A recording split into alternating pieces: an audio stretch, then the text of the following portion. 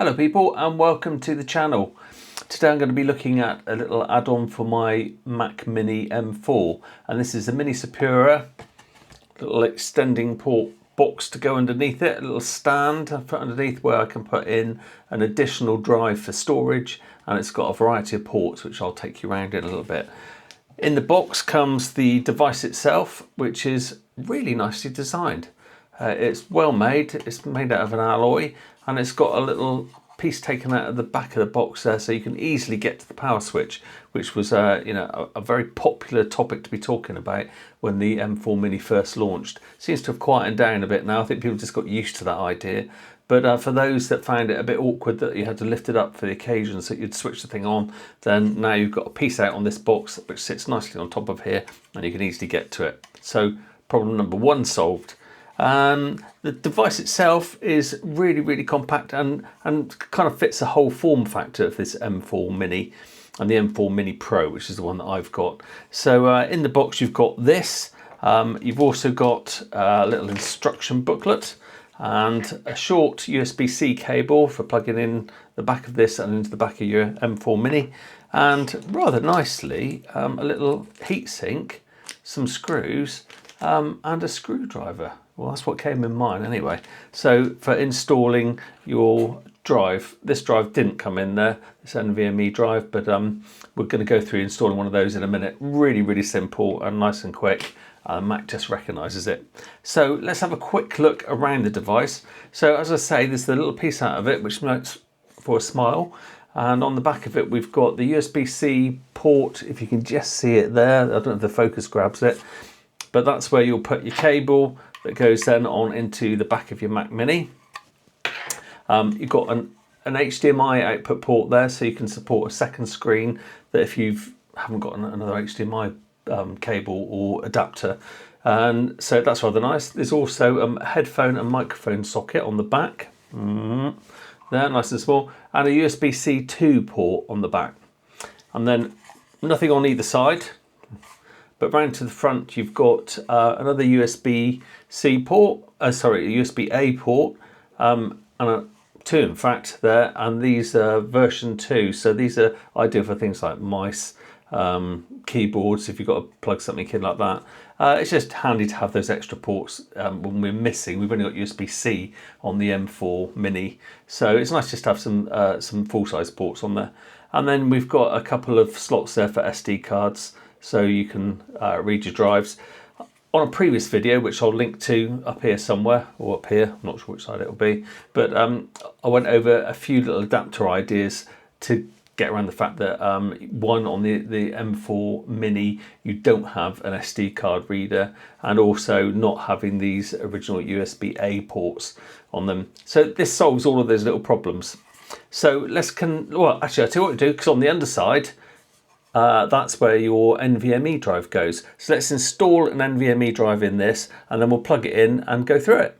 Right, so just place the unit down on a nice firm tabletop, remove the single screw to take the little plate out, and there you can see the place where you can pop your NVMe drive in there. So I've put one of the little lugs that come with it into the point where the 2280 size drive would go. I'll link some of these underneath for you. So this supports a variety of different drive sizes, but I can list all of those down below. So you take your NVMe drive, plug it in on the part that's closest to me there, and then just line the top piece up there so you can screw it into place. The screw came in the pack with it, so once that's firmly secured in there, as you can see, I've got the thermal pad already attached to the drive on there. You would normally add this yourself afterwards, but I think you're probably familiar with that sort of thing. So we pop the cover back on again, and it's just a single screw rather, to put it into place. So nice and flush. There we go, ready to go. So let's plug the whole system in together. So here we go. I have my Mac Mini sitting here under the monitor. So let's just pull that out. Currently I have connected in there my power lead going in and my HDMI cable. So that comes in the pack with the Minisopuru is the little USB-C to USB-C cable. So I'm going to take one of my ports on the back here And then we take our little device. Hopefully you can see that fairly well. And that pops in underneath. So as I said, you can still get to the power button under there, no problem. And then this end of the cable just very simply plugs into the back there. Earlier on I did refer to that as a USB-C port on the other side, but as you can quite clearly see, it's a USB-A. My mistake, sorry about that.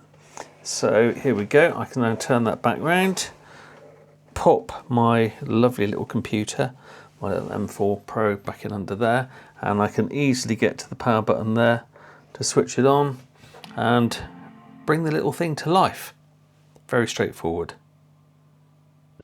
So there we go, that's the first look and setup on the Minisopuru M4 and M4 Pro hub.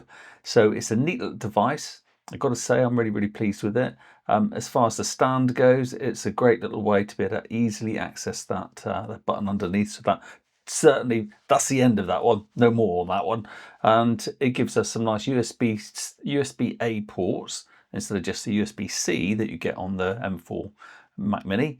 And it gives us an SD card slot. It gives us audio connector around the back, so you can keep your cables nice and neat. The addition of being able to plug in a second HDMI connected monitor, I like that, that's really handy. And the whole thing is, you know, rather swish because you can put up to 4 terabytes of additional storage in there. I think it's a winner from my perspective, and it comes in at about £119 currently, so UK pounds on Amazon. I'll put some links underneath where you can get it. So I will just point out that none of this is sponsored. I bought this with my own money. I've been really looking forward to getting a little hub because I had one with my original M2 Mac Mini, which is much larger, and it was a stand to put on its side, but it was always very handy being able to have that extra storage on hand all the time. So there are faster drives out there, or faster external storage. One of them is the Ugreen little unit that I have here. So I've got a 2 terabyte drive in there, and I've got an Acasis as well, which runs at a similar sort of 40 gigabits per second, and got two terabytes drives in there. So I've got plenty of additional storage. But having something just there which you can happily edit 4K video on, no problem. It's certainly fast enough. I'll put the speeds up on here anyway from the Blackmagic drive tester, and I would say it's definitely a plus, and I don't regret buying it at all. So I would seriously recommend checking it out. So that just leaves me to say thank you very much for tuning in. Again, if you've come back to this from seeing one of my previous videos, there'll be some more to follow after this. Do check them out. If you like this sort of thing, then please consider subscribing. It does help, and a thumbs up would always be really good. And anything else you want me to check out on this or any other details, then just comment down below. Or if you found an alternative hub, then comment down below, because I'll be up for trying those out as well. So until next time, take care.